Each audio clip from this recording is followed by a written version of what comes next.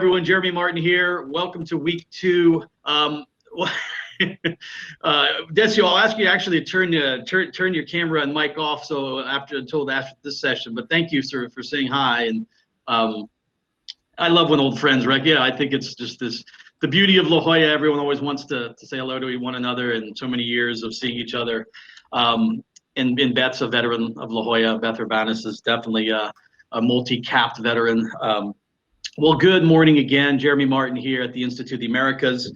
We are kicking off our week 2, and as you all hopefully know by now, we're doing this a bit differently by running sessions Friday mornings. Instead of putting it across several days, we're doing every Friday morning in May and breaking it up by different topics and ideas and things to talk about. Today, we'll have what we sort of call country focus, and we'll begin with what we're saying is the Biden administration climate and energy vision for the Americas.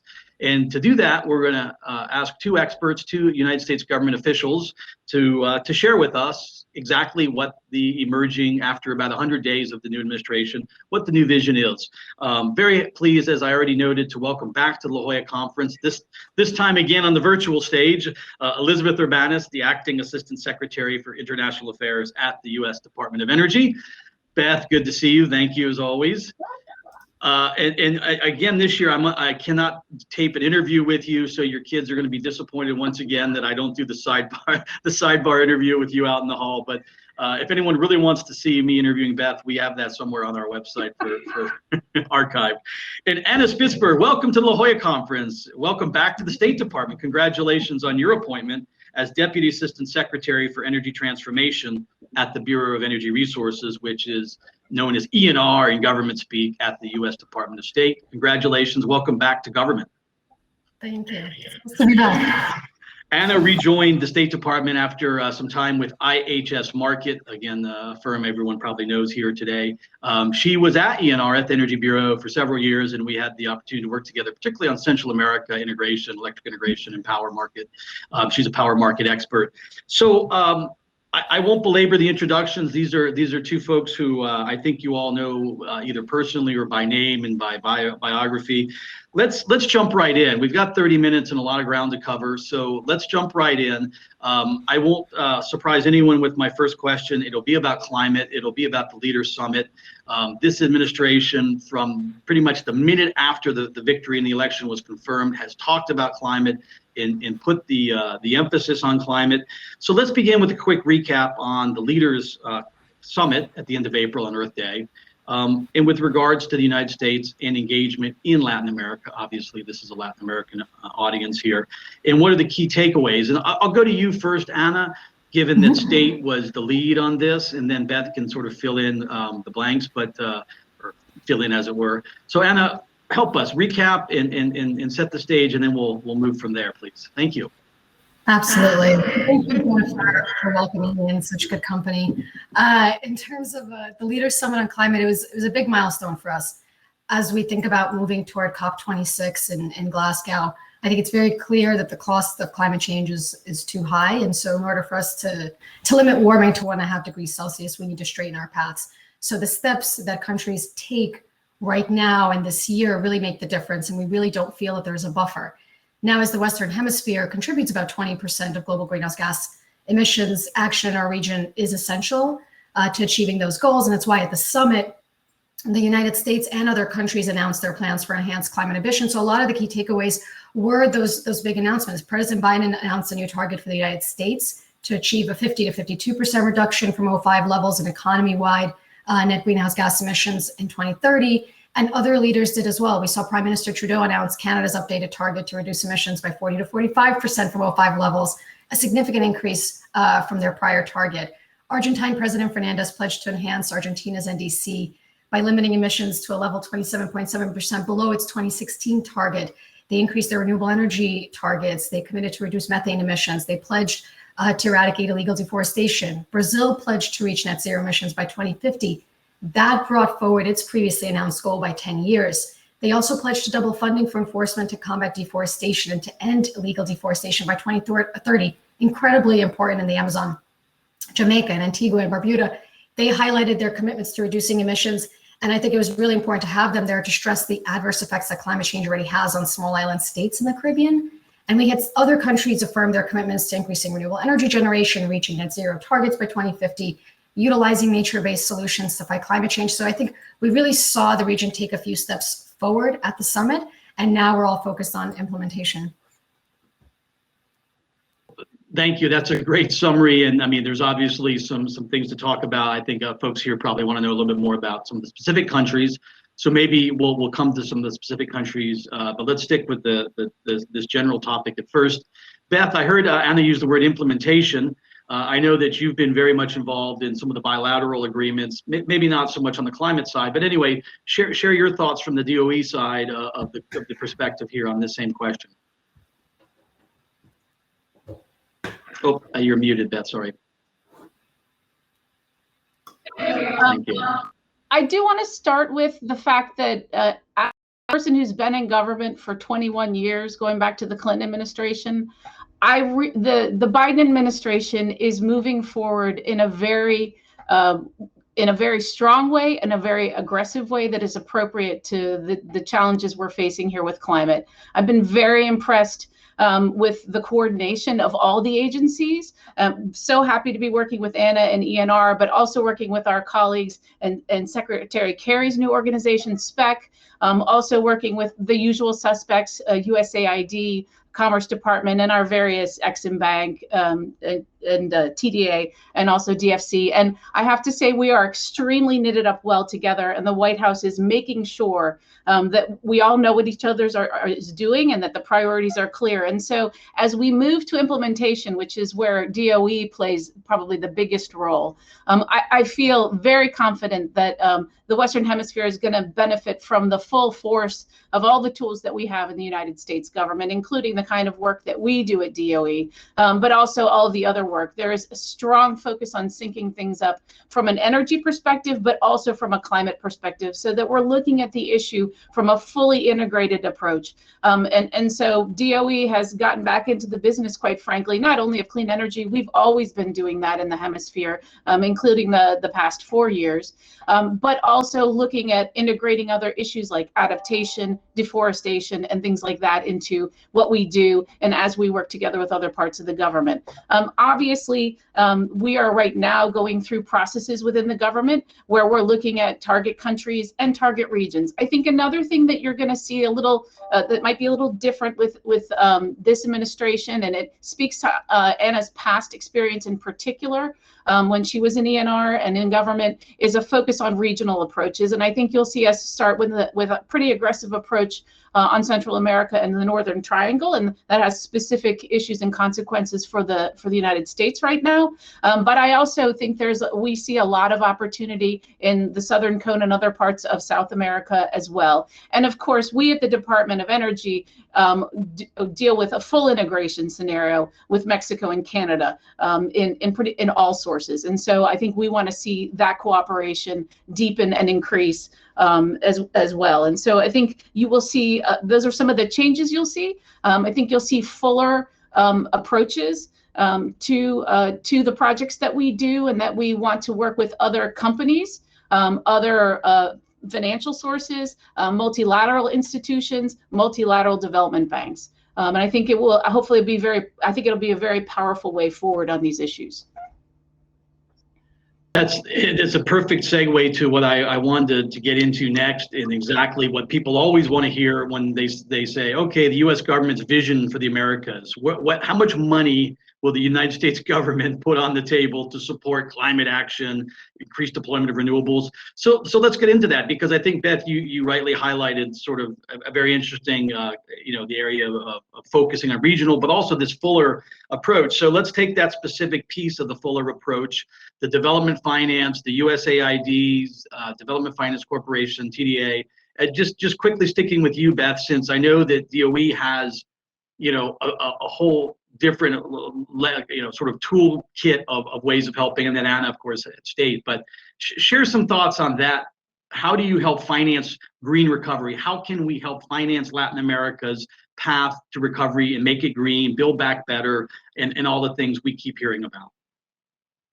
That's great, because DOE has a very specific role in this, and it's not actually related to finance, but it's more related and Anna could probably talk a little bit more about that, because it's definitely more State Department, because they actually have funding for foreign assistance. Our department, it gets domestic funding largely. We can finance some things or help finance some international work, but what we bring and what State Department and USAID spend money on through our laboratories and through our programs in DOE is providing that technical assistance that includes the toolkits for countries to assess what makes sense and what doesn't, for countries to assess whether to interconnect or not, to actually go and start modeling out the specific impacts of certain decisions, particularly as they pertain to greenhouse gas emissions or energy access or whatever you want, water, energy water nexus issues, water utilization and scarcity. And of course, the department works across the full scope of energy sources, which also I think is a huge benefit to the hemisphere, because like the rest of the hemisphere, we in the United States and in the Department of Energy here are looking at all technologies and all sources across the board to try to make energy cleaner, more accessible, more affordable, and less impactful in terms of climate change. And our laboratories don't just work on energy, they also work in transportation in terms of fuel sources and technologies for electric vehicles and those sorts of things. We have a very advanced program on hydrogen, and that is something that I think Latin America is ripe for, and Chile is already making some steps forward with donors from other countries like Germany.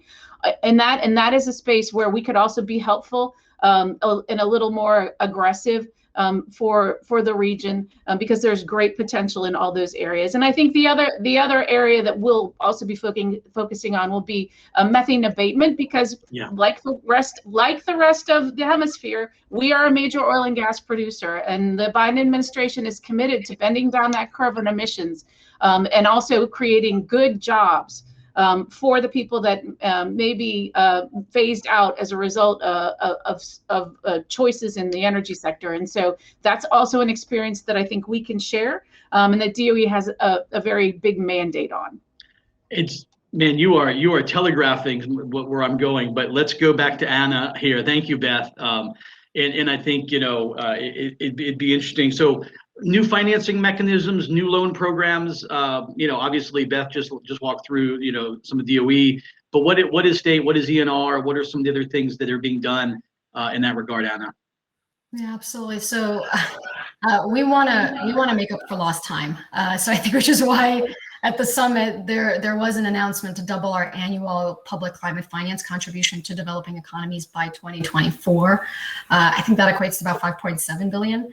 As part of this goal, the U.S. also intended to triple its adaptation finance by 2024, and the Biden administration will work obviously closely with Congress to meet these goals. But we saw as part of that announcements from the International Development Finance Corporation to achieve a net zero investment portfolio by 2040. That's actually a big deal. It's the earliest target of any G7 or G20 development finance institution.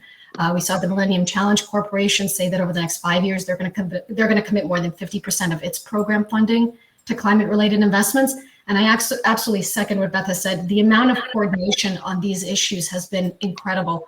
All agencies are engaged in climate finance, and we're also thoughtfully thinking through how it can enable economic growth in this critical time. We know those two things need to go together, the climate and decarbonization, but also the growth component and employment. We know how important that is. Yeah. And the technical assistance that supports that growth, including all of the work that the laboratories at DOE have been doing. The Department of State on its side had announced scaled up technical assistance to countries participating in the Renewable Energy for Latin America and Caribbean Initiative, which is better known as RELAC. So that's the regional effort that's led by Colombia, Chile, and Costa Rica to collectively increase renewable energy capacity to at least 70% by 2030.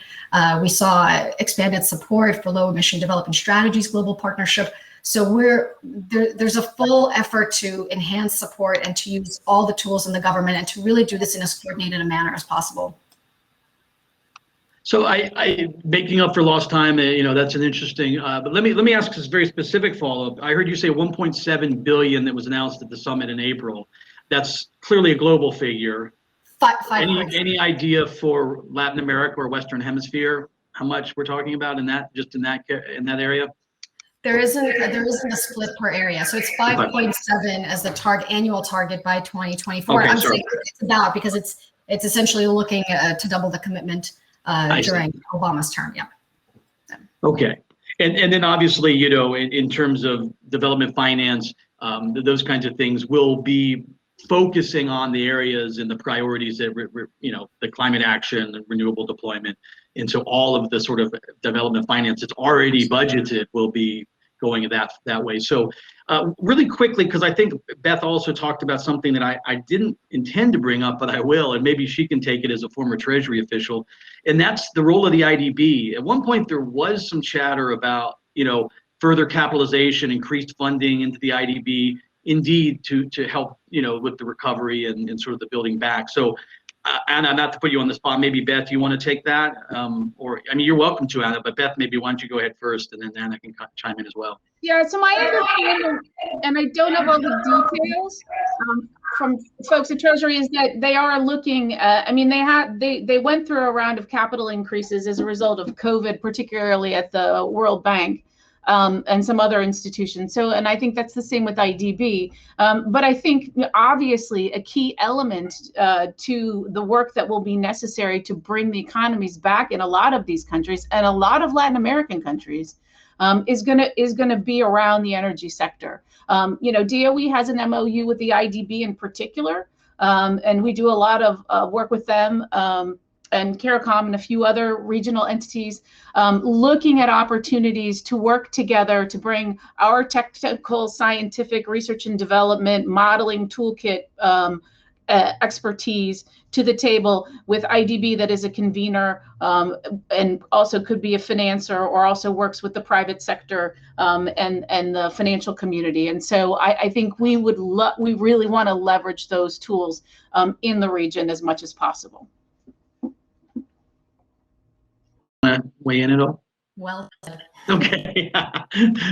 Fantastic. No, and sort of following that, I think, you know, so, you know, the region is, you know, obviously, I don't want to talk too much about COVID, but it's all very obvious what's happened in terms of the economic downturn, the need to foment a recovery. So the question I want to put on the table is indeed, with all of this attention and the urgency and the climate imperative, how do you all, both in terms of DOE, but especially State Department being the foreign policy, you know, arm of the government, how do you work with governments in the region that are large fossil fuel producers who have, you know, historic legacy dependencies on fiscally on fossil fuel production, and see that as a way to restart their economies, especially as we've seen the recovery in the price of oil and gas. So summarizing my point here, how can the United States government, with all of the rhetoric and all of the things we've talked about so far on climate action,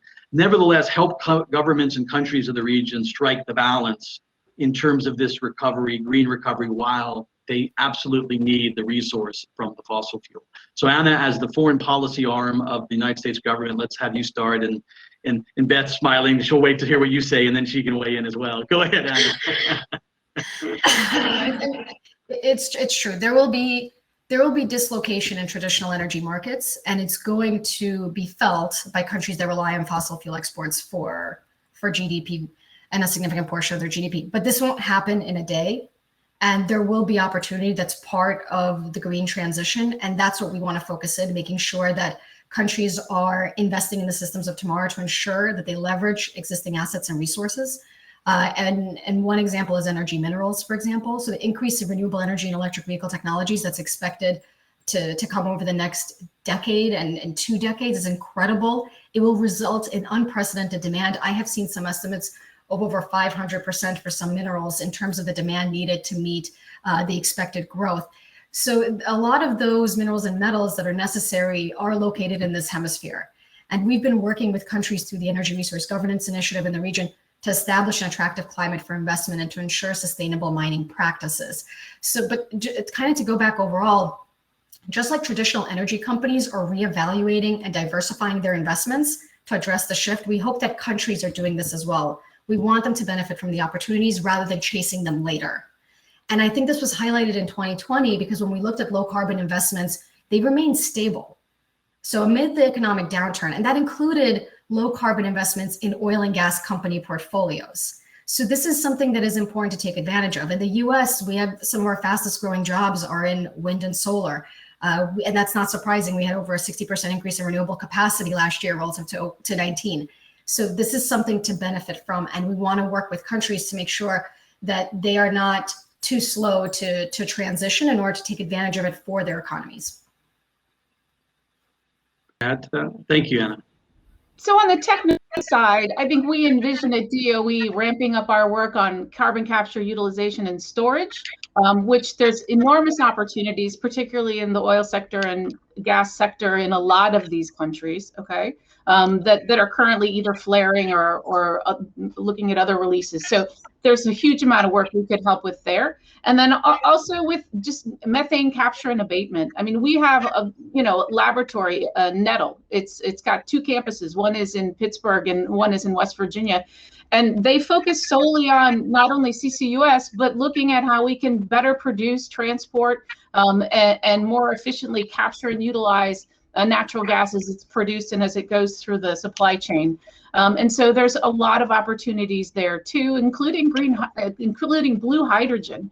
And so these are all areas where I think also, and to Anna's last 2 points, which are really powerful, they actually give enormous economic opportunity to these countries as they're coming out of the COVID period. Yeah, I think that's obviously the economic, the jobs question in the recovery is going to be enormous. So I appreciate, and I think I've gotten some questions here. I'll encourage people, please post the questions in the Q&A function instead of the main chat, so I can see those a little bit easier. Let's actually, I think we've talked a little bit about some areas that I think are very unique by country or can be unique by country. So if you don't mind, maybe we'll pivot. I've got some questions I want to follow up on some of these countries. And let's just go right to Argentina first because of some of the things that you both have just said. I think, and not to put Argentina on the spot or you all on the spot about Argentina, but Vaca Muerta, the role of gas, the role of shale, it's been an area of important collaboration between the United States and Argentina. It's been an enormous, obviously, area for economic development in Neuquén, but also Argentina writ large. What's going to happen with the new administration? Beth, maybe why don't you go first in terms of, I know there've been some, to your point about methane, the role of methane, flaring, those kinds of issues. Talk about Argentina, Vaca Muerta, and where you see it fitting right now. Yeah, well, I wish the economic situation were a little bit better to start off, because that always impacts cost of capital. And the situation right now with the IMF and the Paris Club is not looking good. So we have a lot of general concerns. I mean, I am an old Treasury person, but we do worry about, and we saw these same impediments, quite frankly, in the Macri administration, that cost of capital is high and it's hard to attract increased investment, even in a known fantastic place to get gas out of the ground. So I think we're hoping that we end up in a good spot economically with Argentina. But I think some of the technologies we talked about, CCUS, in Vaca Muerta is also a major oil producing area. And so, trying to utilize those resources better. Again, looking at trying to contain emissions, methane and otherwise from the fields. Those are all areas that we not only can go in and help the Argentinians live up to these new targets that they've agreed to, the enhanced targets that they were talking about when they were here a few weeks ago, and we were all very busy. But also help them economically, because capturing methane is a net benefit, and everybody wants cleaner energy at the end of the day. The customers and the ratepayers, that's what they're looking for. And so I think there's a lot we can do with Argentina, and there's a ton we can do with Argentina in renewable energy. I mean, just enormous amounts. They have huge potential. I mean, I know that some of our labs looked at various kinds of potential in solar and wind, and Argentina has enormous potential. But again, the incentives need to be right. Good financing needs to be available, and those are all things we would really look to work with Argentina on. Thank you, Anna. Why don't you? Thanks, Beth. Why don't you take exactly that? Let's focus away from Vaca Muerta and have you talk about maybe the clean energy, renewable, what you see there. I think there's significant opportunity in that space. We had worked with Argentina on their renewable energy auctions, and there was incredible interest, and there was a lot of potential. They worked on retail regulation, on distributed generation, and I second the capital cost and the financing situation right now is a bit difficult. And I think focusing on renewable energy, not just to bring on renewable energy for the grid, but also directly to commercial and industrial customers is important. So in thinking about the Vaca Muerta, or a lot of oil and gas operations are trying to green as well. And so they're trying to bring in renewable energy for their operations. And in cases where it is hard for the government to finance and the credit rating is just suffering, having those big companies be able to directly procure renewables is an opportunity. So I think it's still, it's an open space. It's a difficult one in the moment. But the amount of opportunity is incredible. And I think the government is interested in all of this as well. And I completely agree also in focusing on also cleaning up emissions where we can and decarbonizing development processes where we can, because that's the ultimate goal. Excellent. It's amazing how quickly time goes through these conversations. There's a lot of discussion, a lot of commentary on the board about hydrogen. We had a whole panel last week with 5 leaders from different countries on hydrogen.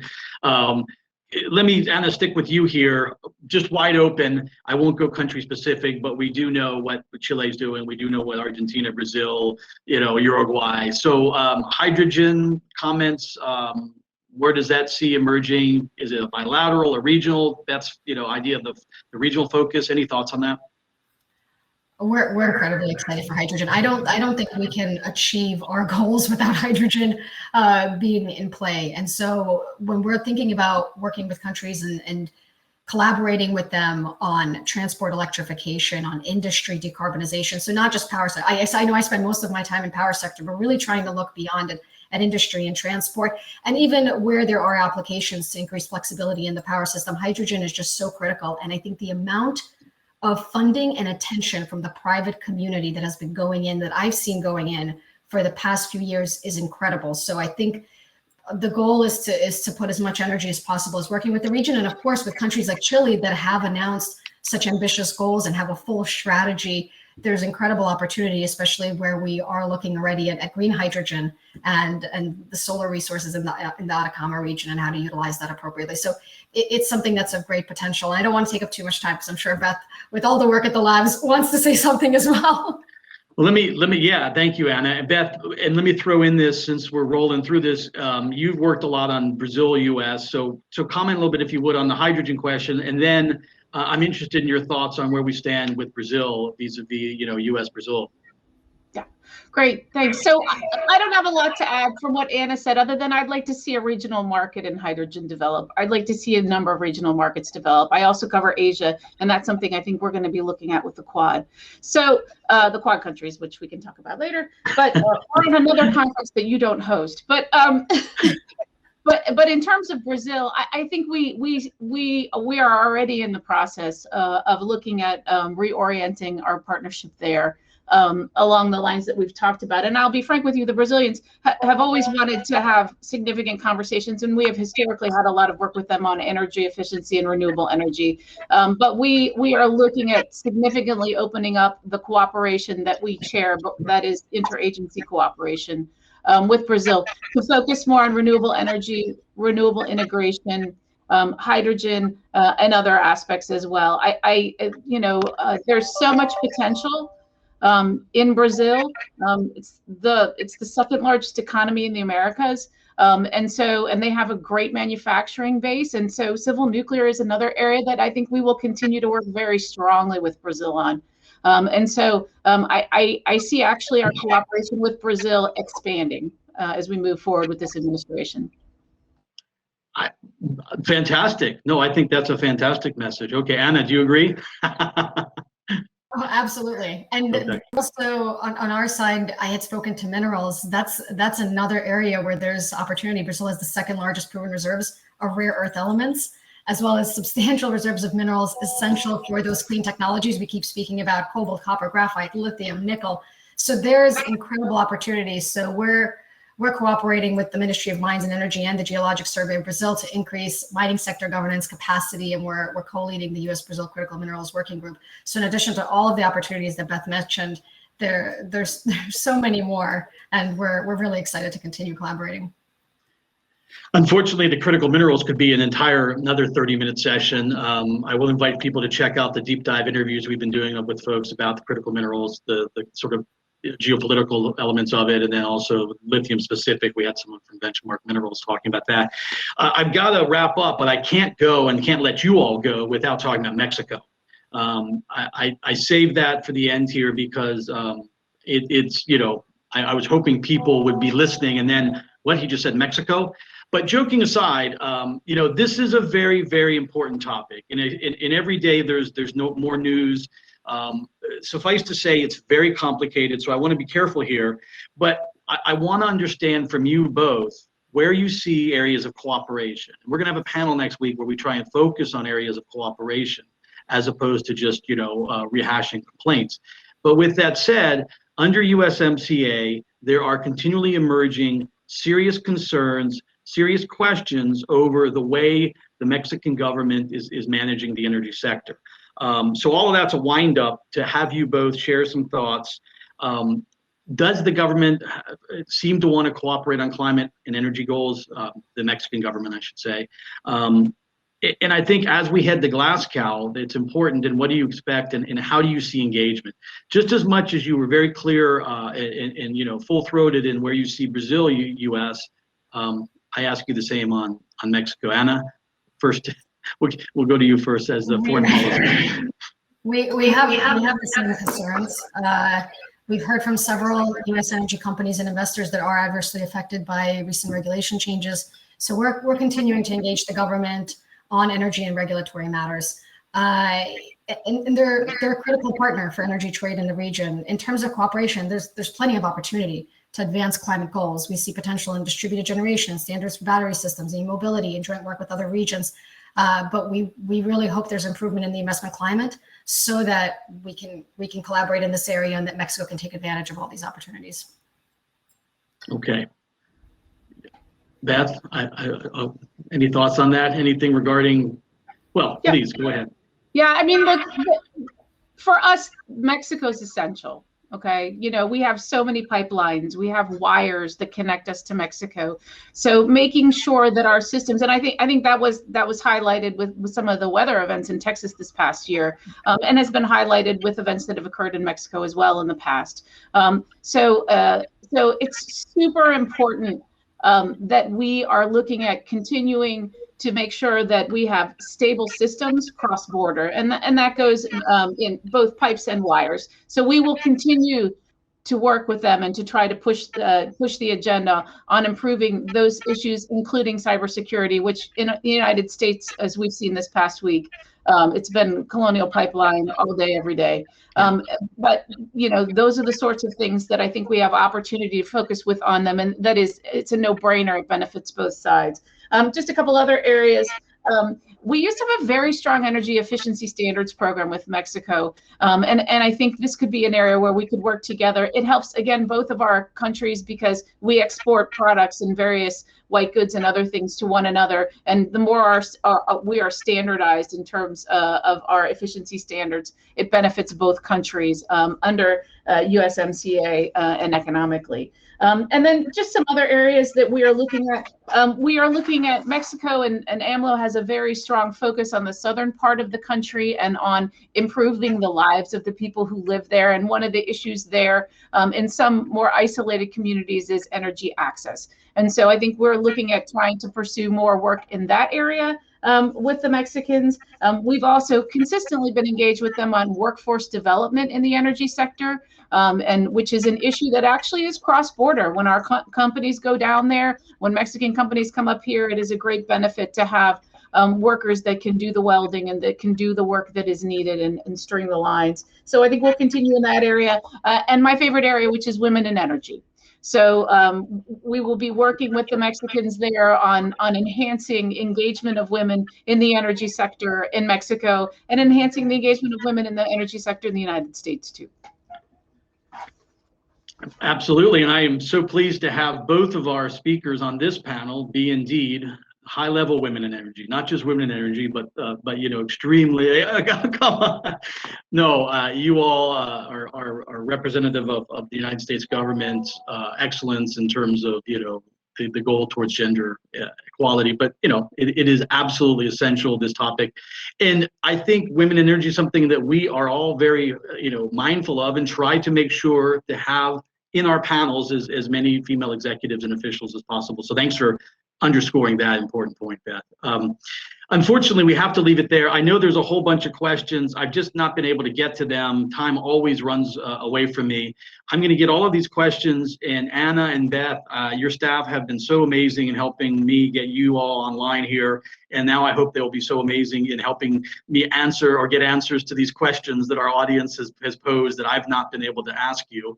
So we'll talk to Dan Burns and Lauren Joyce, and thanks to both of them and a host of other folks there at both your offices in supporting and preparing you all for this.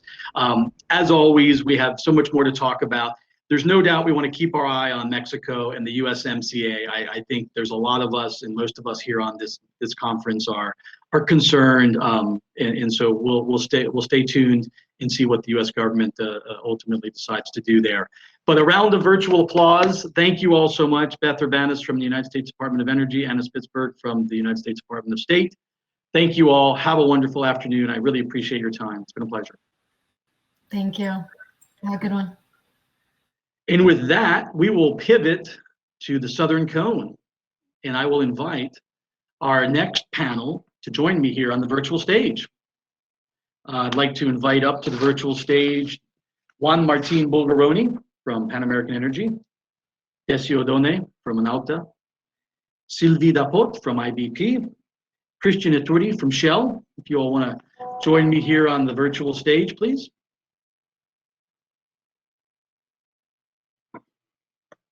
I believe we got a message. Unfortunately, we received a last-minute message from Rafaela Guedes that the Petrobras CEO has called a meeting right now, and so she will not be able to join us. But we will plow forward, and I guess it goes without saying that you know, a general in charge at Petrobras, you don't show up late for the meeting. So Juan Martin, can you turn your camera on, and we'll. My camera is on. Can you hear me? We'll see if we can get Juan Martin's camera on.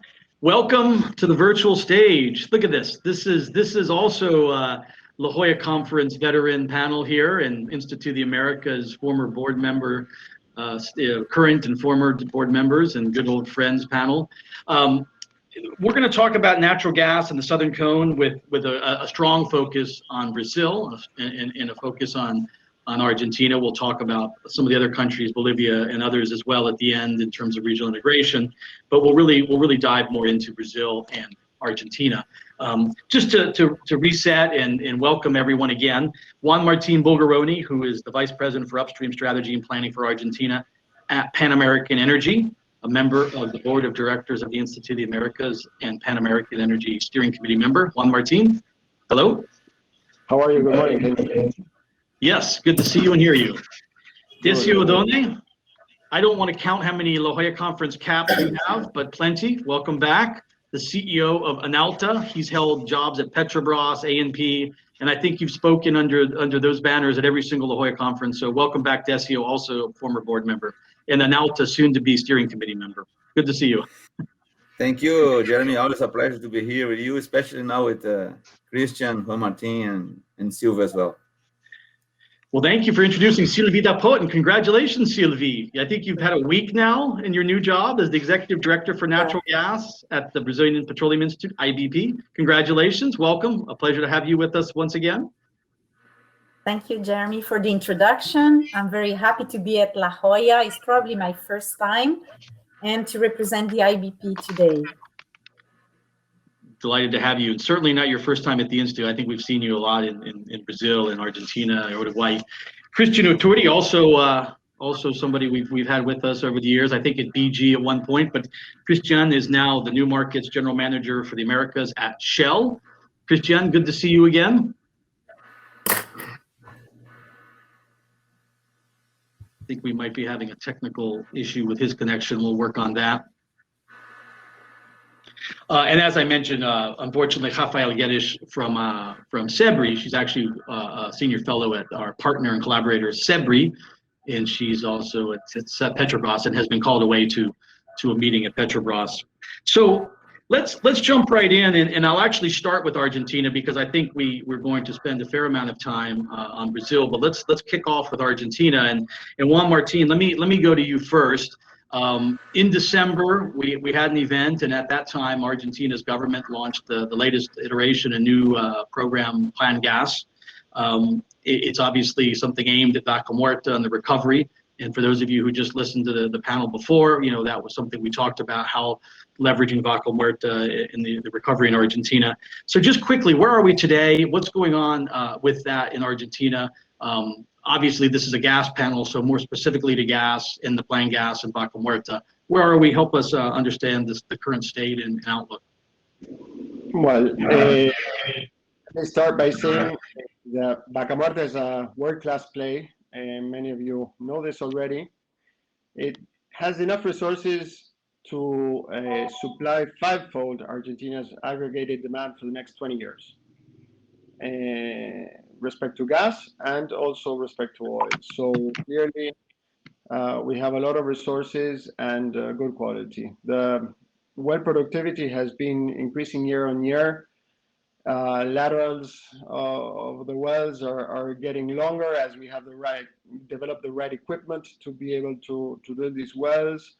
And wells recovery is estimated at 1 million barrels of oil equivalent per well for oil wells and 12.5 BCF for gas wells. So just to give you some numbers regarding where we are in the play right now, I think it's fairly mature regarding the technical aspects of the rock and what it can produce. And regarding our operations, well costs continue to go down, to decrease as we increase our productivity of our operations and the material costs, we're able to procure them better and optimize those. So definitely the play is well on its way, and the technical aspects of the play are covered and very solid. To comment on the panel, one thing to mention is that Vaca Muerta is in a basin that has a history of oil and gas production, over 100 years of oil and gas production in the area. So there is infrastructure, there is existing infrastructure, which has helped us tackle the production we have to date. Still,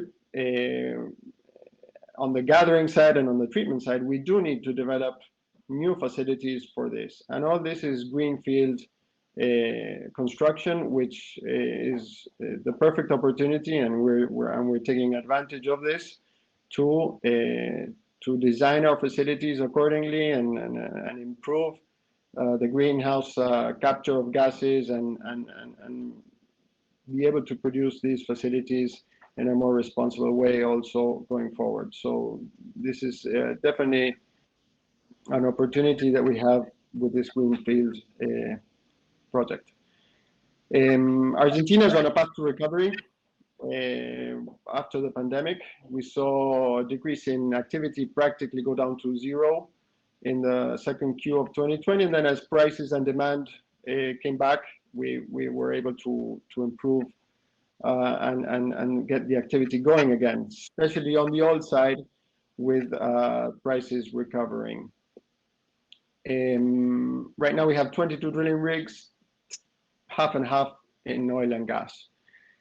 And as you mentioned, in November, we signed the Plan Gas 4 incentive program, which definitely impacted on the activity of gas production. the plan gas was not only subscribed to Vaca Muerta, it was subscribed to all of the gas production of the country. So I go into a bit of detail what the plan gas is.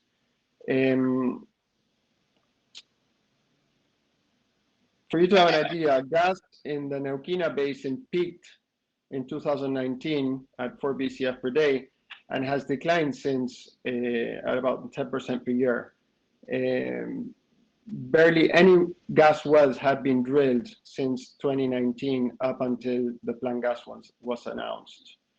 And this is mostly because there was no internal price for gas, which has been weighted down by fixed residential prices. So the plan gas consisted of a competitive bidding process where the government was able to firm up basically 100 million cubic meters a day for the next 4 years at a price of $3.35 per MMBTU. So this plan generates the price so that producers can invest and bring dollars into the country, generate the wealth, generate the investments, and at the same time, the government is guaranteed a level of supply of gas which allows it to sustain the supply for the residential and industrial sectors and electric generation sectors for the next 4 years. So this is a very, very good program, which will also alleviate the trade balance of the country with local production and not having to import gas, which we can talk more about later if you want. As a matter of fact, I was just we'll come back to that exact question for the entire panel later. Thank you, Juan Martin, for sort of actualizing where we are and updating us. Before we move to Brazil, Christian, you're with Shell. Obviously, Shell is an important player in Argentina. Did you want to comment, add anything to Juan Martin's comments on Plan Gas or Vaca Muerta? No, absolutely. I think we coincide fully with Juan Martin's appreciation of the basin. Actually, this is one of the few unconventional basins outside of the U.S. where we still have, a significant presence in as Shell because of the great resource that Vaca Muerta has. Obviously, the problems are complex and go beyond, just having a good resource. And the plant gas is, a way to redress some of those challenges by giving incentives, but at the same time by encouraging and having an obligation from the producers to invest more and export more. And it is a good way forward. However, and I believe that we're going to be speaking about this maybe later on. We still would like to see something that has a more structural solution rather than just a plant gas after a plant gas, which is possible that we can have and it would work, but structural solution would be more desirable for everybody involved, including the Argentinian population, of course. No, very well put. I feel like at the Institute of Americas, the desire for a certain and consistent regulatory and investment framework. I think that's what you're calling for, the call to action there, Christian, which is a perfect way then to pivot, because if we think about Brazil and natural gas, indeed, we've talked for many years about Brazil's desire to bring more gas into the mix, into the matrix, particularly in the power market. And so there have been various efforts to indeed make a structural change. And now we've finally seen that in a law. And let me go to Sylvie to kick it off and talking about Brazil's new gas model. It's the culmination of many years, but help us understand what are the key regulatory changes. And I think also important if you could help us, what's pending for implementation so that we can get, as Christian just noted about Argentina, that structural undergirding for the Brazilian gas sector. Sylvie, thank Yes, you. Jeremy, I will start, and I'm sure Decio will help me, because Decio has been the head of ANP for several years during all the discussion of the law, and therefore he's been very active in that. But what happens is that Brazil has been in the process of restructuring its natural gas sector since 5 to 6 years, starting with the program Gas para Crescer. And then there has been various infra-legal measures and resolutions, etc. But really what needed to happen was the approval of this law, because the law actually gives a more secure legal background to all that is happening and still needs to happen. So it is a very important event that the law was finally approved after about 4 years in Congress. But it is not the end of what needs to happen, as you well say. The law defines the general guiding principles and especially promotes the access to transportation to new players. But a lot of secondary regulation needs to happen in order to make the law operational. And this is going to be mainly by the National Petroleum and Gas Regulatory Agency. There is a lot of work to be done there. There are also work to be done by the gas transporter that will need to design and discuss with the regulatory agency about a network code, and this is an important step.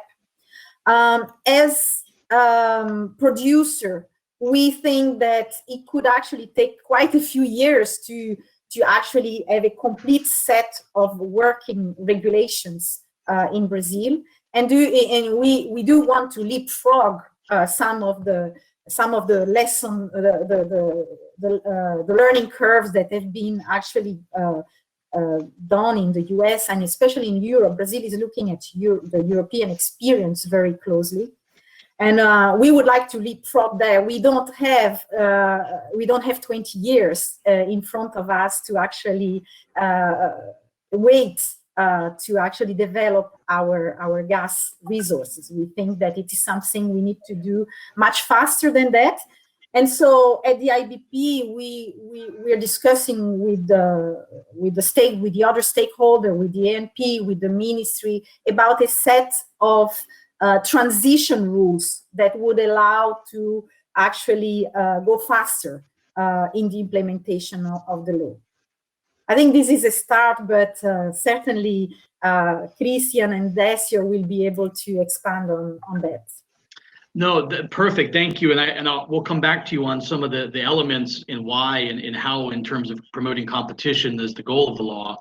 So, okay, Decio, Sylvie called you out when you were at ANP for your fingerprints on the law, but now you're a producer. Now you are working at a company that's going to be one of the market participants. So, in as much as you can comment from the government perspective when you were there, but more importantly, what's from your perspective as a producer, the current and outlook for the new gas law, and what does it mean for your business?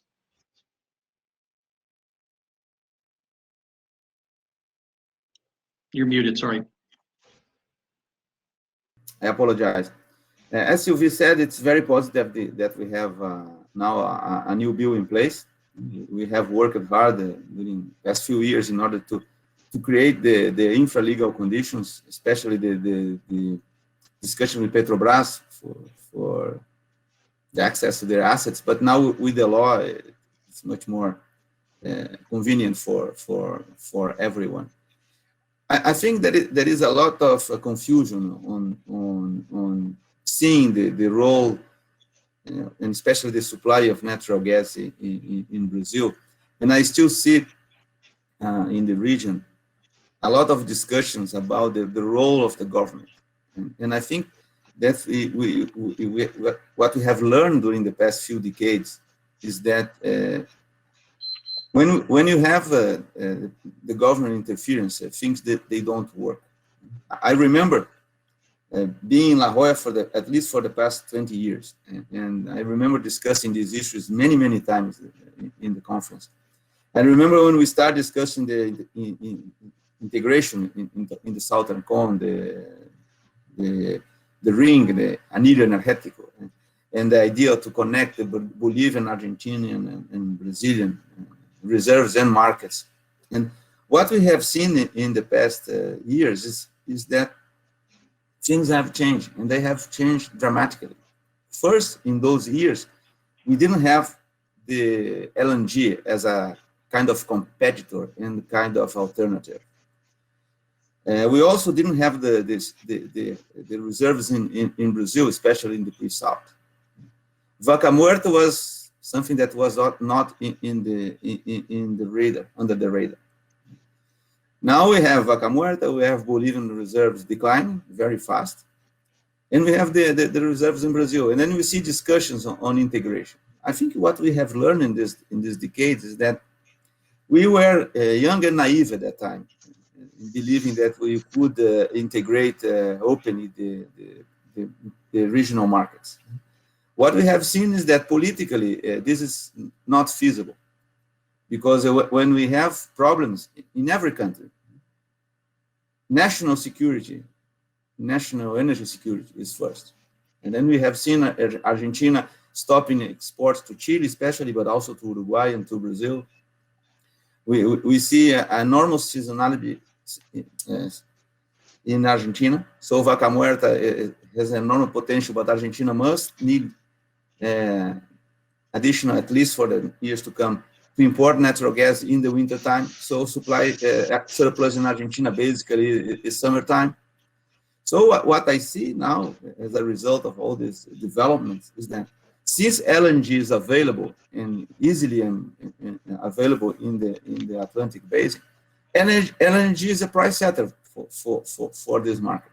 So if Bolivian gas wants to be competitive in Brazil, if the pre-salt gas must be competitive to reach the markets in Brazil, and if Argentina gas must get to Brazil, it must be competitive with LNG. So I see regions of influence for different markets. I believe that the Bolivian natural gas will be more competitive in Midwest Brazil. I see a possibility of Vaca Muerta gas reaching Uruguaiana, a very southern part of Brazil, through pipelines, but I don't see the construction of big pipelines anymore. I see Vaca Muerta being an alternative as a LNG to Brazil, but not through big pipelines. And I see that the natural gas produced in Brazil in the pre-salt must be competitive with LNG in the coastline. So I think that what we have done in the past years in Brazil is to generate the conditions for the market to prevail, and not for the governments to intervene. I have seen Plan Gas 1, 2, 3, I believe it's 4 in Argentina now. And we always go back and forth in these things. And I hope that one day we'll see that the solution is let the market work. When we look back 100 years in the region, and Juan Martin said that Argentina is producing natural petroleum for more than 100 years, that's correct. When you look back 100 years of history in our region, we will see that after every intervention, after every nationalization, we have experienced decline in production. And we have seen that after every period in which we open up the countries for foreign investment to attract capital, we have seen increase in production and increase in supply. So I think that's what we are trying to do in Brazil, and I hope it will work this time. Well, I thank you for your passion, and you've now answered every question I have for the panel about integration, LNG, anchoring demand. No, we'll come back to press you a little bit, but your thoughts on integration were indeed quite clear, and I want to get other folks' thoughts on that. But let's take some of what Decio just talked about here and go with some of the other things we wanted to discuss today. And let me start with perhaps you, Christian, to finalize any comments on the gas law, but then also let's start with this question about anchoring upstream growth, right? So what do you see, or what does Shell see in terms of the gas law but then also add to that this question of you know, what are the demand drivers, and you can take any of the countries you want in terms of anchoring upstream growth and investment. So, first of all, in terms of the gas law, I think that it is a huge step forward, and you know, a lot of work has been done by a lot of people in order to get there.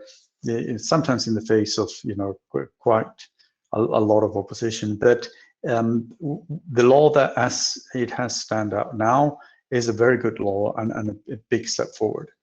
Implementation, as Sylvie said, will take some time, and there's still some question marks about, you know, how can we make things truly stable, and transportation is one of them. And I think, you know, we need to make sure that even though we have 3 transportation networks, that, you know, they can all play with each other, and in a way where we have, you know, common rules and regulations, because what we cannot have is that as gas goes from one network to the other, all of a sudden, you know, everything changes, because we do want to make sure that we can, you know, as far as possible, you know, supply every customer that is in Brazil. So that is very important. But I think that the you know, essentially what we need to understand is that there's been a great transformation of the natural gas sector in Brazil since, you know, the age when Decio and others started, you know, the Bolivia-Brazil, you know, integration, and then, you know, really it started the market. And that was, to me, you know, a huge step up.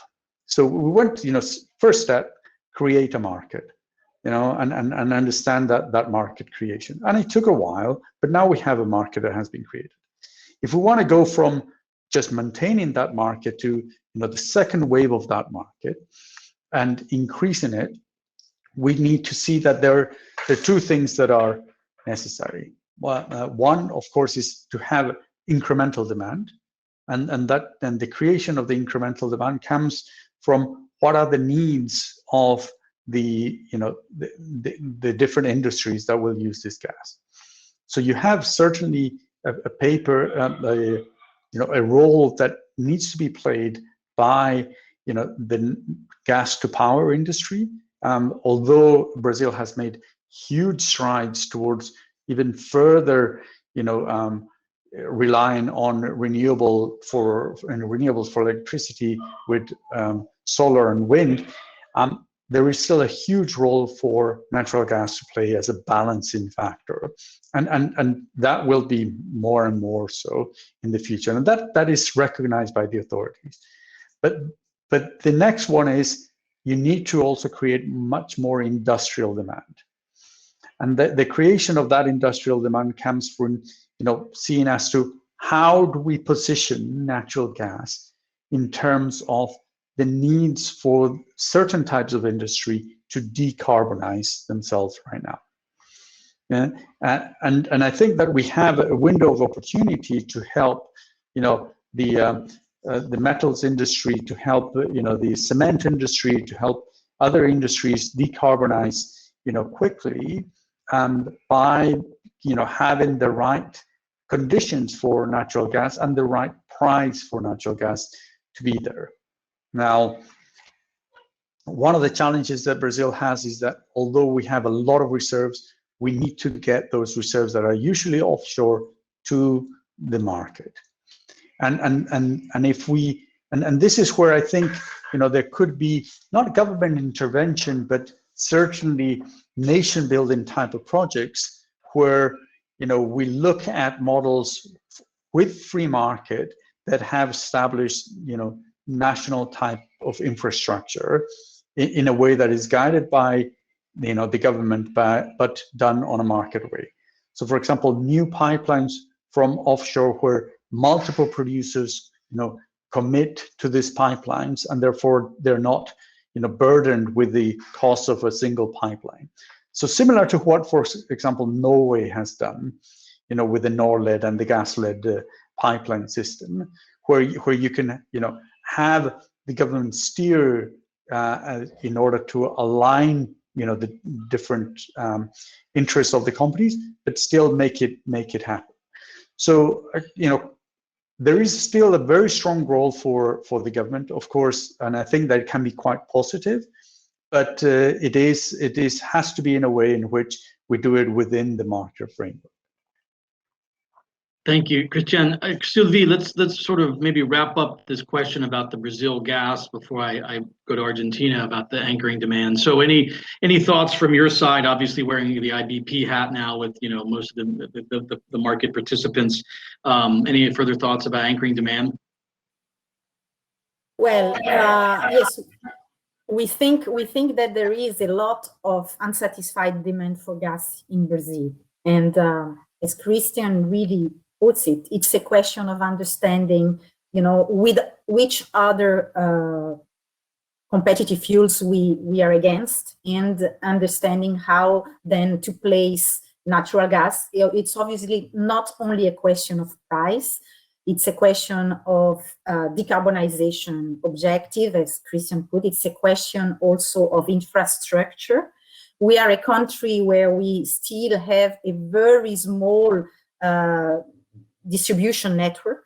So there are quite a lot of potential gas users which are not connected to the network. Brazil has a vast territory, and it is not as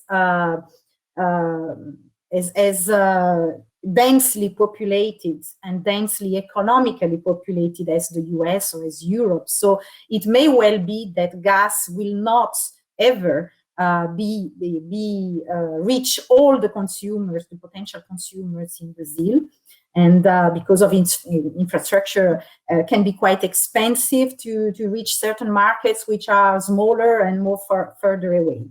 But most of the Brazil economic activity and population is quite close to the coastline. So it's quite accessible for domestic gas, which is mainly offshore, and it's accessible to LNG. And with regards to Bolivian gas, there is a very large pipeline in existence. So Bolivian gas also can reach the main centers like São Paulo, Rio de Janeiro, the south of the country.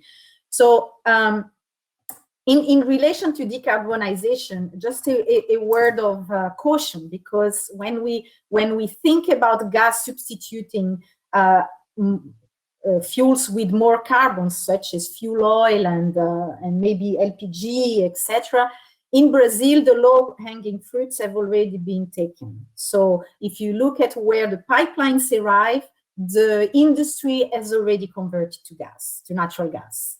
And so, and in Brazil, in the industrial sector, there is a lot of use of biofuels. This is a specific characteristic of the Brazilian industrial mix. And it could be tricky for gas to replace this biomass-derived fuel, not only because of price, but also because of the decarbonization objectives of industries.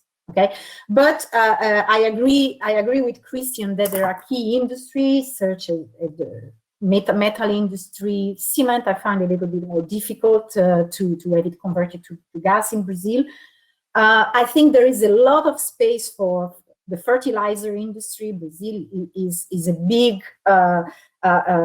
is a country with a very large agribusiness industry that needs a lot of fertilizer, and at the moment we are importing nearly all of our fertilizers. So there is a space for fertilizer industry to develop or to redevelop, because many factories were actually closed in the past 10 years, and then we need to. There are certain pricing and infrastructure barriers at the moment, but I think that there, apart from the power sector, fertilizer is probably one of the main industry that producers are looking at the moment. And I would also say that besides domestic production, Brazil has space for all types of natural gas. We have space for LNG imports. We have space for imports from Bolivia, because in reality, the domestic production is an unflexible domestic production, being associated with more than 80% associated with oil. it's rather unflexible. So to give flexibility to the gas system, we will continue to have a need of LNG and Bolivian gas. Thank you, Sylvie, and you're actually telegraphing exactly sort of where we want to go next. But let's appreciate. I think very important. So let's talk about Argentina, Juan Martin. Anchoring demand, how does the domestic market anchor demand, and what are the key areas? I mean, we've heard very clearly some ideas in Brazil. So I would pose the question to you about Argentina, and let me add to that question about demand growth and anchoring and spurring investment. The issue of what I would say is the question on LNG, importers or exporters. And so consider both of those themes and share with us about Argentina, and then we'll come back and ask the rest of the panel as well about LNG a little bit more. So Juan Martin, those two elements, please. Probably the best way to put it politely is the best domestic project we can have to anchor demand is to export, to go out into the world. I think once Argentina reaches that point, exporting gas to the world via LNG, I know Vaca Muerta can be competitive. Many of our internal barriers should be solved. That being said, there are things that need to be done internally in the short term to enable better demand. Specifically, there's investment in pipelines that needs to be done so that as other basins decline, Vaca Muerta can be one of the main providers of gas for the market. Today, there's a probably 30 million cubic meter day bottleneck that if it were not there,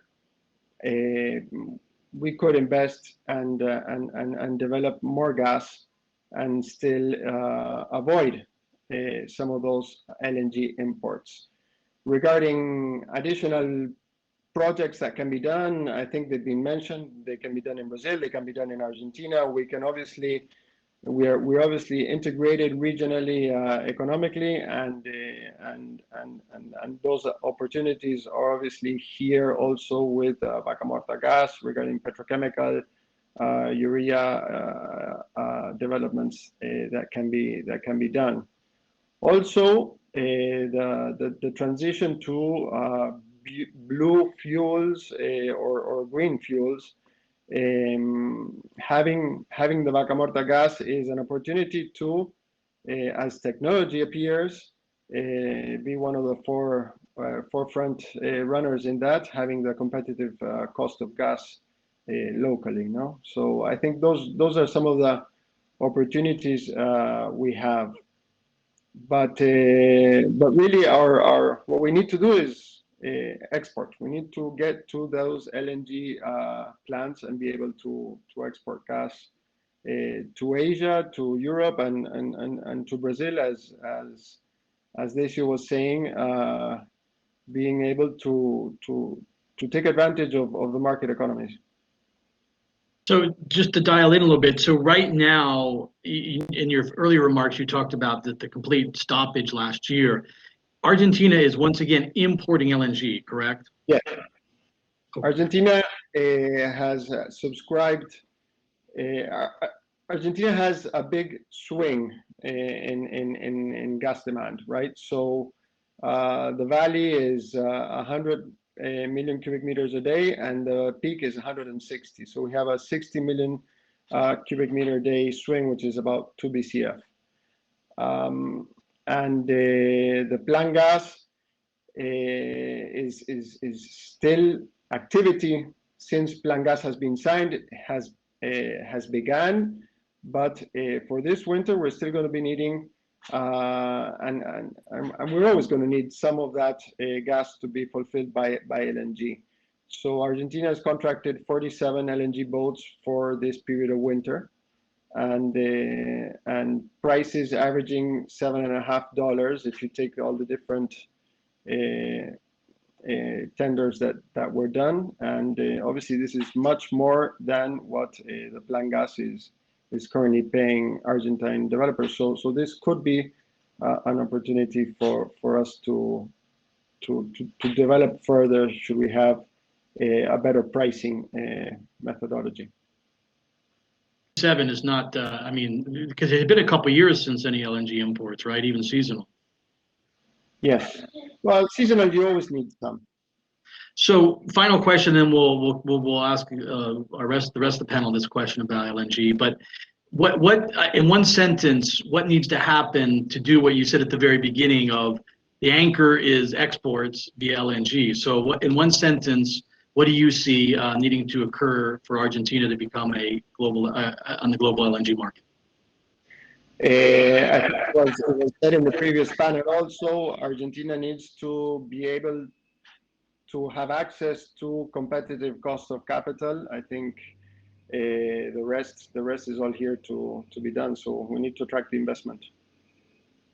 Okay, thanks, Juan Martin. Decio, okay, you I think you've already answered this, but continue your thought process and share a little bit more. I'll ask you, LNG in Brazil, importers or exporters? We sort of know the current state of affairs, but give us some further thoughts on that. Oh, I think that LNG today Brazil is an importer, and as being an importer, LNG is kind of price comparison for domestic production and for other imports.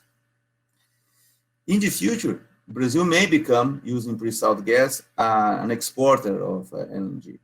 But before doing that, we have the domestic market to supply. And I think that the opportunity to be more competitive for the producers in the domestic markets is more attractive than exporting LNG. But there are a few mistakes that we make when we think about Brazil. Sylvie was saying that we will probably won't see the whole country being connected through pipelines. That's correct. We are not in a country in which we have winter and summer. So in Argentina, this seasonality that Juan Martin was mentioning is because in the winter time, the need for natural gas for heating in the domestic markets is strong. We will never have that in Brazil. So we will never have the same need for natural gas in the commercial and residential markets here. That complicates the construction of extensive network of pipelines. But we do need natural gas so far in the power generation system. I think what we must see in Brazil is, as Christian was saying, pipelines bringing pre-salt production to Rio de Janeiro and São Paulo. And then the power auctions, recognizing the benefits of having large power plants, gas-fired power plants, in those regions in which we have domestic gas producing, generating power to stabilize the system. Not a system in which we have a power auction that does not recognize where the gas is being produced. So we tend to have winners in the northern part of Brazil with LNG, with cheaper to ship from the US. We must combine availability of natural gas in the Santos and Campos Basin, the need of power in the consumption center, which is Rio and São Paulo, luckily for us in the same region. So we must put these two things together. When we put these things together, we will have a market for the pre-salt natural gas, generating royalties and riches in Brazil. And then we will have an anchor consumer for offering additional volumes of natural gas to the industrial market. I mean, that's the vision I have. But not the running a power auction without sending the right location signs, which is power plants must be built where the domestic natural gas is and where the market is. I think if we recognize that, then we will have the anchors to increase natural gas consumption. Then we will have the incentives for the producers to produce the pre-salt gas. But this gas must be competitive with LNG. If it's not, everything goes south, because if for the consumer is more competitive to bring LNG, we'll bring LNG. So the domestic gas, pre-salt gas, must be at Brazilian coastline in Rio and São Paulo, competitive with LNG. That's the view I have. It's very clear. Let me bring Christian in. So very clear, about sort of some ideas and the vision, but the price and the competition is key here. Shell is obviously a major global LNG player. Is there? Let me rephrase a little bit directly to you, Christian. Can Brazil or should Brazil be an LNG exporter? So I think that for both Brazil and Argentina, there is a possibility of them being a net exporter of natural gas. The reserves are there. Now the challenges are actually very similar. But first, before I answer that question, I think it's clear to me that we need to understand the nature of LNG. And LNG doesn't only just bring a pricing signal, brings flexibility into the system. So it is very possible that you can be both an importer and an exporter of LNG at the same time, because of the flexibility that you have. And I think that the challenge in the market is making sure that the market prices that flexibility in the right way. And that's something that we still yet to see. But the flexibility that LNG brings is essential for balancing the systems. Yeah. Now, for both Argentina and I fully agree with Juan Martin, the solution for Argentina to produce more is exporting. I am not sure if the export is going to be LNG, if it's going to be fertilizer, if it's going to be power, or a combination of all of them. But export is, one of the solutions that we need to have. Now, in terms of being an LNG exporter, we all need to realize that LNG, it's a global commodity. And we have a lot of plants around the world that are in the plan of being constructed. So what do you need? What do you need in order to get somebody like Shell or one of the major companies to actually commit to the multi-billion-dollar investment that you would require? Is you need to have very competitive resource, because you're not competing against gas produced here or gas produced there. You're competing against Qatar. You're competing against Papua New Guinea.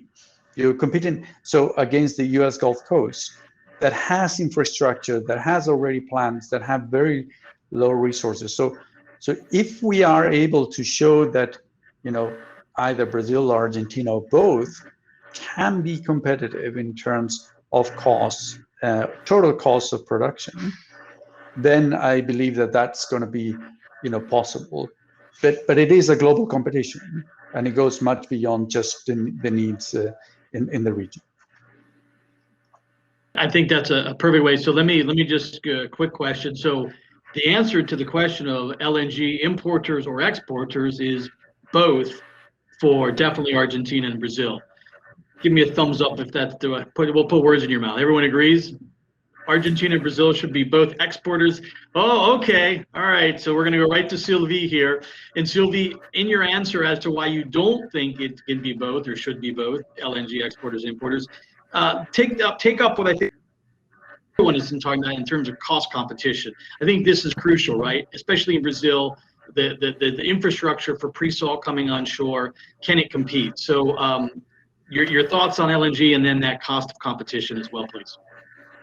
Well, the two are links, actually. I'm going to answer the two at the same time. So building on what Christian was saying, what I see, at least for the next 10 years in Brazil, is that LNG, the netback on LNG exports would be lower than the netback on other types of monetization on the Brazilian coast. So I don't see why the producer should commit on such multi-billion projects to export LNG when they have several options, actually, because gas in the pre-salt is also, in many instances, is reinjected to increase the production of oil.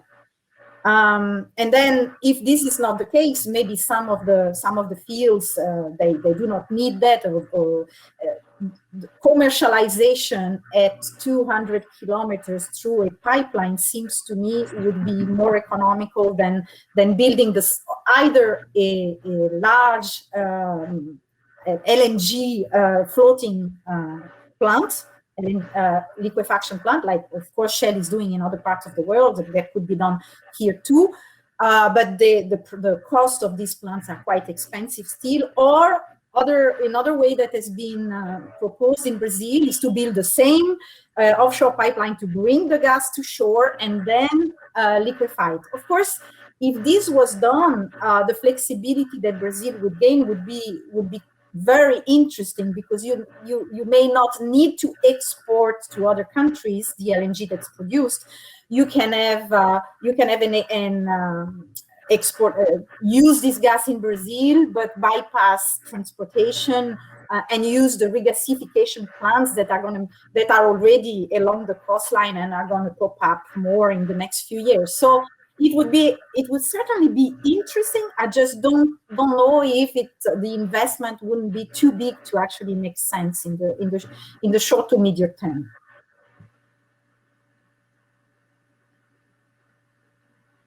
It is part of that calculation because of the extreme competition brought by renewables, particularly in Brazil?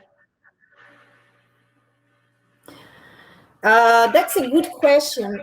I think that should be answered in looking more of the power sector than the gas sector.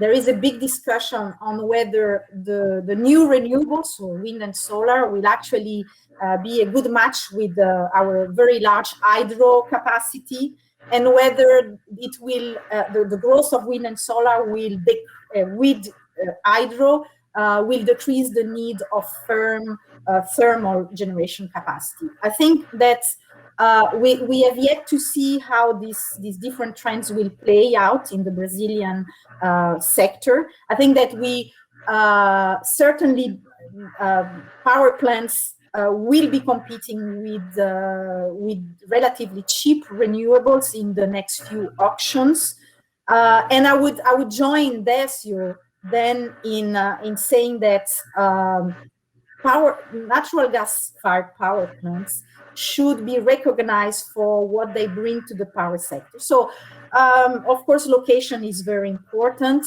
and stability of the system, security of power supply, etc. So, competition should be equal. I'm not advocating to actually have subsidies on natural gas for power generation. But there should be some externalities that are brought by the gas-fired power plant, recognized in the auction system. Perfect. Yeah, and I'll use this as an opportunity. We did a deep dive interview about the opportunity and explosion of renewables in Brazil with Thiago Barral, who is the head of the Empresa Pesquisa Energética, the research arm and the policy planning of the Ministry of Energy and Mines in Brazil. So check that out on the La Jolla Conference exclusive content site. And then also we've posted, thanks Rita Oliveira, posted in the chat, Nelson Narciso, one of our non-resident fellows, we had a steering committee discussion about the gas law in Brazil, and Nelson made a policy brief, wrote up a policy brief, and we're very happy to publish that a couple of weeks ago with exactly some of the points we've been talking about today in terms of where we are, implementation, et cetera. So we're running out of time, and I want to formally bring the topic of integration into the conversation. It's been here with us from the beginning, but let's formally introduce it to wrap up our discussion. And there are some specific questions from the audience I'll weave in as part of this, but let's go sort of how we started. Juan Martin, with you. The way I'll sort of phrase this is, what is the current reality for regional integration? Your thoughts, please. On gas, of course. Yes, I think, well, energy.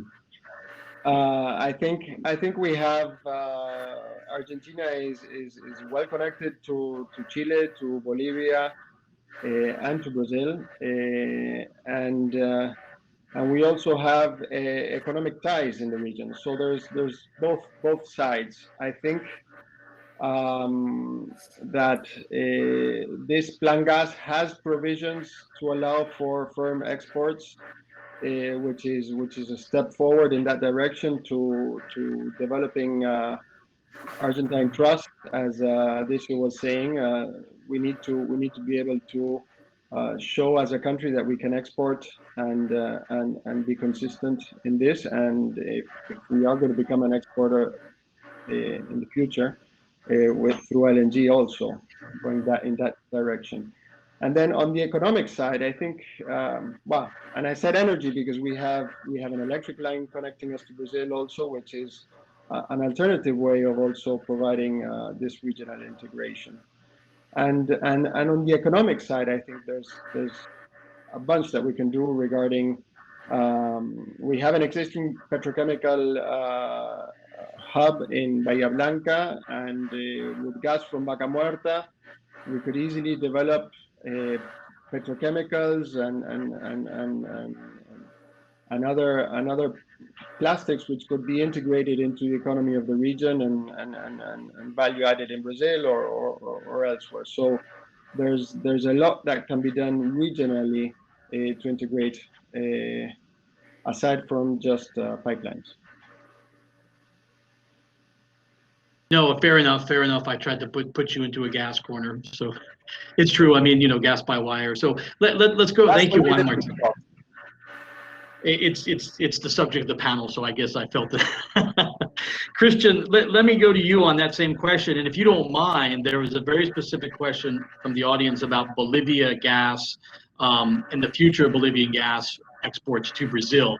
So in your comments and further thoughts on the future or reality of regional integration, if you could specify and talk a little bit more in detail, because I don't think we've really gotten that deep into where we stand with Brazil, Bolivian exports to Brazil.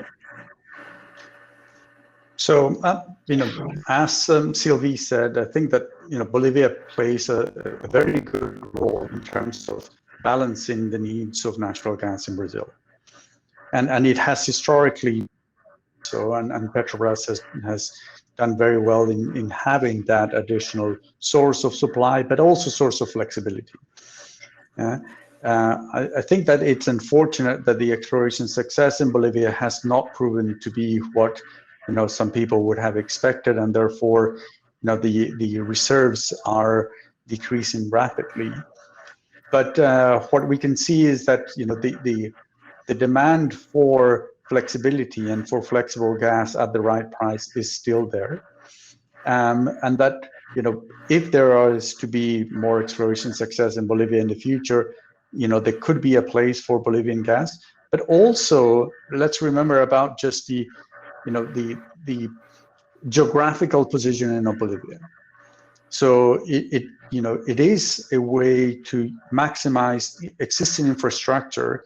For example, be able to export gas from Argentina into Brazil without having to build a new pipeline. So there is a possibility of still there being a role because of the existing infrastructure. But unless there is big exploration success in Bolivia, what we'll see is that Bolivian supply will be replaced by domestic supply in Brazil, but also by LNG imports in Brazil. But I just wanted to go back to a point Juan Martin made, and it is integration via electrons.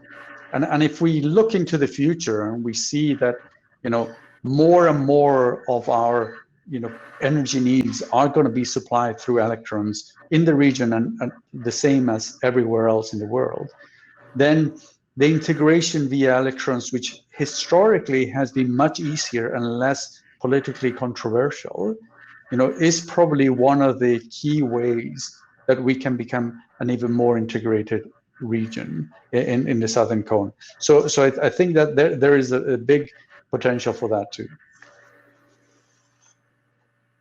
No, well put. I mean, I think the whole climate imperative and everything we heard from the first session this morning, and in California we talk and in other places about electrifying everything, Exactly. Thank you.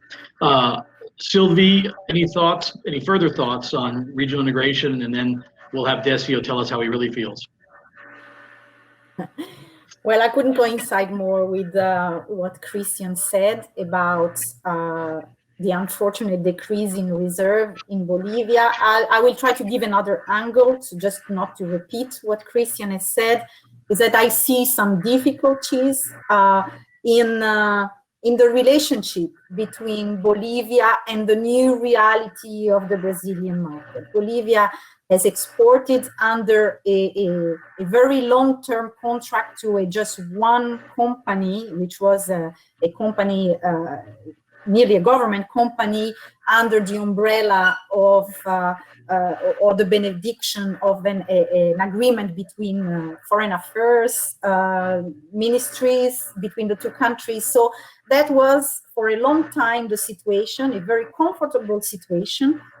And now Bolivia is meeting new players in Brazil. It has to understand the new realities of the Brazilian market, and has to understand that it will need to actually divide its supply to Brazil into many different, not only many different contracts, but many different products. So as Christian was said, Bolivian gas can have the flexibility that pre-salt gas doesn't have. So this is a product that can be sold, but I'm not sure right now institutional Bolivia is ready and open and enough open-minded and ready technically to actually be able to manage so many different needs and types of contracts. So that may be in the short term, that may be something that limits what Bolivia could offer to Brazil. And then in the longer term, of course, if there are not big changes in E&P policy in Bolivia, probably production will decrease. Thank you for underscoring and adding to some very clear points. Yes, indeed. Let's see. There's a relatively new government in Bolivia. Seems to be a lot of discussion around lithium. We'll see what happens in trying to better understand some of the points you both have raised here about their reserves and going forward. So Decio, finalizing our panel, and then I'll actually ask a question to each of you at the end. But final thoughts. You were pretty clear at the outset about integration, and I think we first met in Uruguay at the big meeting about the Anillo Energético, which you referenced. But bring us home here on this question of integration and share any final thoughts you had, please. Oh, as I said in the initial remarks, I believe that those ideas of effective natural gas integration in the region with the construction of pipelines and dependence between countries is gone. It's gone because when it was politically tested, it failed. I mentioned that the contracts between Argentina and Chile, and then Bolivia nationalization. So I don't think that we have enough trust to go back to those days, especially now that we have LNG as an alternative without the need of heavy investments in pipelines. But I do agree with everyone saying that ad hoc integration, ad hoc projects are the way. I mean, using the existing pipelines, expanding a little bit, not big project, but some extension to southern Brazil, I see as possible. LNG imports from Argentina, and especially what Christian and Juan Martin were saying about electrification, electrons, increasing the exchange of power, and petrochemicals, fertilizers. So those ad hoc interactions and integration, I think they are the future. I appreciate that. It's very clear, you know, the idea of a large several country international agreement such as the energy ring, where you had the interconnection of infrastructure and reserves and anchors of demand and offtake. Jeremy, what we have seen as political interests and national shortage, they were paramount. So when you have surplus, everybody's happy. But when you have problems of supply, then national interests are first. So I don't see that after we have experienced that we're going to try that again. Well, policy is politics, so there's no doubt. Let's thank you. Before we wrap up, I think you all given me usually I end with a yes or no question, but instead I'm going to do multiple choice here because I think you've laid on the table something I want to ask you and put you on the spot, which is why we do yes or no. But instead, the multiple choice question is, what is, we'll say Southern Cone, but perhaps we should be more broad in the region.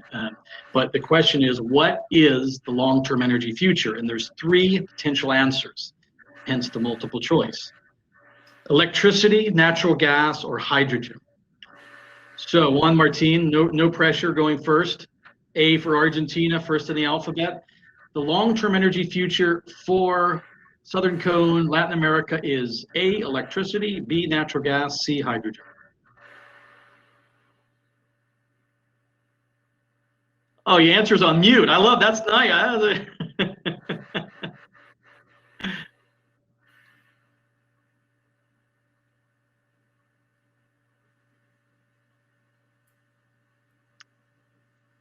There we are. So my answer is yes. I like it. I like it. I think, yeah, it's all linked. I think there's a huge natural gas opportunity in the short term, and electrons. We spoke about that, so I think I'm going to go with electrons as a glue for everything. Okay, thank you. Glad we got the mic on. I was worried you were. Sorry, Christian. Yeah. Thank you, Juan Martin. So it all depends what you mean by long term. But 5 years. No, I'm kidding. Okay. No. It's a fair point. No, but I actually would go for hydrogen. And why would I go for hydrogen? Is because hydrogen is a potential demand also for natural gas and for power. Fair enough. So hydrogen will be the unifying factor in all of this. And in the very long term, I do think that we all acknowledge that hydrogen has a much more important role to play. So I would go for hydrogen. Okay. Well put. Thank you. Sylvie, please. I was going to say the same. I was going to define what is long term, but I would go with Juan Martin. I think that there is a timeline, and natural gas still has potential. I would say there's a window of 10 years, not much more, and then the future will be a combination of electrons and hydrogen. I think 10 years is probably a fair, most of we look at some of the IEA, BP, they go out to 2030. So 10 years from now is probably a fair definition of long term. So, all right, Decio, somehow you get the final word here, my friend. Thank you. I go with electricity because natural gas is to generate electricity. And maybe in the long run, hydrogen, as Christian said.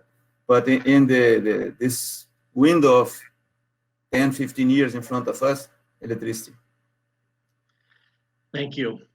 Electrifying everything. Well, we'll keep talking about these issues. We appreciate all of your wonderful insights today.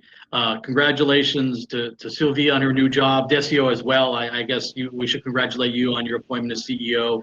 Christian, good to see you. Juan Martin, Bulgaroni, thank you. Our board member, appreciate your time today. Round of virtual applause, everyone, please. Our audience is virtually clapping. Thank you all very much. This has been wonderful. We actually are right on the dot for our panel end time. We will now move back to the virtual lounge. We'll leave the virtual stage, go to the virtual lounge. And just a final reminder for folks, if you haven't figured out, when you get to the tables, you can use your mouse and hover over and you see the little circle icons, who else is sitting at the table. Turn on your camera, turn on your microphone if you want to chat with other folks at your table. You can move tables by, again, with your mouse going to a different table, hovering over, double clicking, and voila, you have then joined that table. And final point, if you want to have a one-on-one meeting, there are two-seat tables on the outsides, 21 on the left, 25 on the right. Meet up with somebody, have a private virtual meeting, take advantage of the networking. We'll see you in 15 minutes for our Andes discussion, a wonderful session. And I will, again, thank you all very much. It's been a real pleasure. I think I join everyone in saying we can't wait to see you here in person in La Jolla for the 31st annual, so that it'll have to wait. Thank you all. Have a wonderful day. Appreciate your time. Here we go back to the lounge.